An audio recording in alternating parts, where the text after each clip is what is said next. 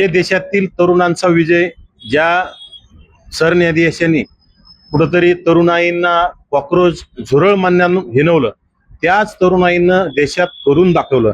कारण त्यांना झुरळ म्हटल्याच्या नंतर अभिजित दिपके नावाच्या तरुणाईनं हे कुठेतरी आंदोलन उभा केलं आणि अभिजित दिपकेंच्या या तरुणाईनं त्याला उतंड प्रतिसाद दिला आणि ज्या संसदेला देशातील सत्ताधीशांना हादरा देण्याचं काम अभिजित दिपकेंच्या नेतृत्वात देशातील तरुणाईने करून दाखवलं. त्या तरुणाईंचं आपण कौतुक केलं पाहिजे. आणि ज्यावेळी सत्तेच्या मस्ती कुणाला आली तर या सत्तेची मस्ती उतरवण्याची डॉक्टर बाबासाहेब आंबेडकरांच्या संविधानातून कुणाला आहे, त्यातून सर्वसामान्य कुटुंबातील अभिजित दिपके या तरुणाच्या नावाच्या तरुणानं ते करून दाखवलं. आणि येणाऱ्या काळात सुद्धा ते या सत्तेला हादरे दिल्याशिवाय आणखी स्वस्त बसणार नाही, ते आपल्याला याच्यातून दिसतंय.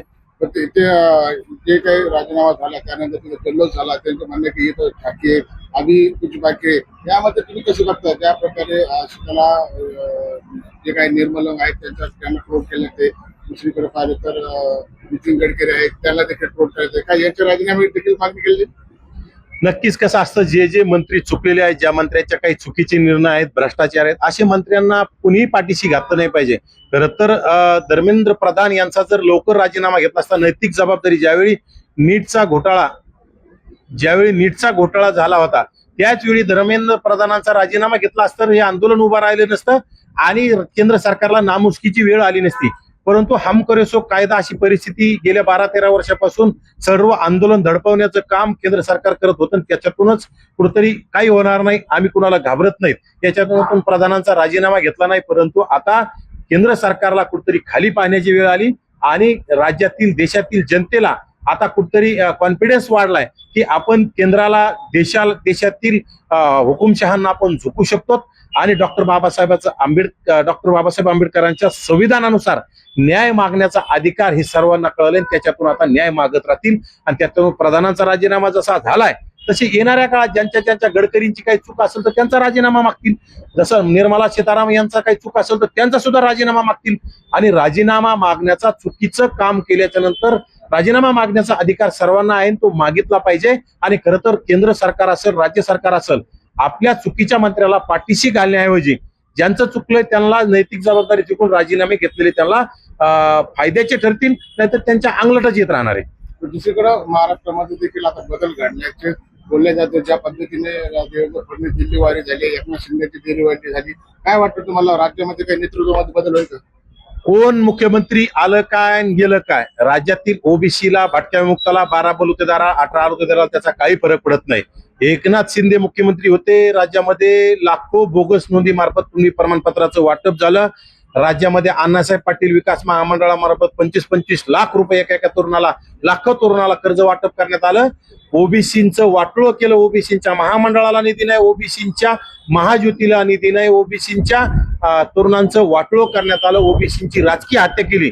त्याचप्रमाणे देवेंद्र फडणवीस सुद्धा मुख्यमंत्री झाल्याच्या नंतर आम्हाला वाटलं होतं कुठेतरी ओबीसींना न्याय मिळेल, परंतु ओबीसींना त्यांनी सुद्धा न्याय दिला नाही, ते सुद्धा देऊ शकले नाही. कुठेतरी ओबीसी आमचा डीएनए म्हणून ओबीसी मध्ये घुसखोरी सुरू, ओबीसींची राजकीय हत्या सुरूच आहे. ओबीसींच्या महामंडळांना निधी नाही, ओबीसीच्या महाज्योतीला तुटपुंजा निधी आहे, ओबीसींचे महाज्योतींचे चुकीचे निर्णय घेणं सुरूच आहे. त्यामुळं ओबीसींच्या बाजूनं कोणी नाही. त्यामुळं देवेंद्रजी केंद्रात गेले काय, एकनाथ शिंदे पंतप्रधान झाले काय, ओबीसींना काही फायदा नाही, काही परवडणार नाही. त्यामुळं आम्हाला त्यांच्याशी काही कुठलंही सोयर सुतक नाही. आम्हाला ओबीसींना न्याय देणारा माणूस पाहिजे, ओबीसींचं वाटोळं थांबवणारा माणूस पाहिजे. आणि जो वाटोळं थांबेल त्याच्या पाठीशी ओबीसी राहील. परंतु यांनी जोपर्यंत ओबीसींचं वाटोळं करत राहील, ओबीसी यांचं वाटोळं करण्यासाठी सातत्यानं प्रयत्नशील राहील. राज्यात ओबीसीनं जनजागृती करून आम्ही जागा करण्याचं काम करत राहू. ज्या ओबीसीने तुम्हाला सत्तेवर नेऊन बसवलंय, तुम्ही त्या ओबीसींचं वाटोळं केलं तर तीच ओबीसी तुम्हाला खाली खेचल्याशिवाय राहणार नाही. जेव्हा तरुणांना कॉपरेट म्हणलं आणि आज दिल्लीचं तत्व सुद्धा आलेला, की तरुणी काय करू शकतात? ज्या वेळी उद्रेक होतो, चुकीचे निर्णय घेतले जातात आणि परिवर्तन जर घडायचं असेल तर तरुणाईच परिवर्तन घडत असते. परिवर्तनाची नांदी म्हणलं तर तरुणाई आहे.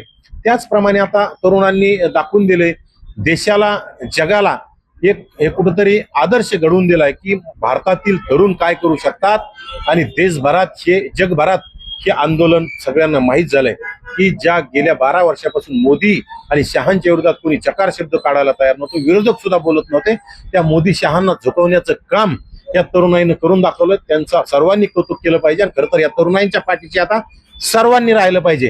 हे बिंडो, वयोवृद्ध, या सगळ्या लोकांना आता हाकलून दिलं पाहिजे आणि तरुणाईंच्या खांद्यावर आता येणाऱ्या काळात सत्ता देण्याचं काम केंद्राने, राज्यांनी केलं पाहिजे.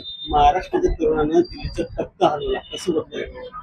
स्वागत आहे. महाराष्ट्राने यापूर्वी महाराष्ट्र दिल्लीचे तख्त हलवतो. हे पूर्वीपासून चाललेले महाराष्ट्रातील तरुण, अभिजित दिपके नावाचा तरुण, विशेषतः आमच्या मागासवर्गीयातील, इतर मागासवर्गीयातील असल्यामुळे आम्हाला त्याचा अभिमान आहे, कौतुक आहे. परंतु आम्हाला एक भीती बी आहे की आमच्या अभिजित दिपकेंवर हल्ले झाले, शाई फेकण्यात आली, येणाऱ्या काळात सुद्धा त्यांच्या जीवाला धोका आहे. त्यामुळे अभिजित दिपके यांना संरक्षण देण्याची जबाबदारी केंद्र सरकारची, राज्य सरकारची आहे. फक्त अभिजित दिपकेंनाच नाही, त्यांच्या कुटुंबियांना सुद्धा संरक्षण दिलं पाहिजे आणि अभिजित दिपकेंना सक्षम असं संरक्षण देण्याचं काम तात्काळ केंद्र किंवा राज्य सरकारने केलं पाहिजे. मनोज जरांगे पाटील यांनी काही कार्यकर्त्यांची 29 तारखेला बैठक बोलवली आहे, कसं बघताय बैठकीला?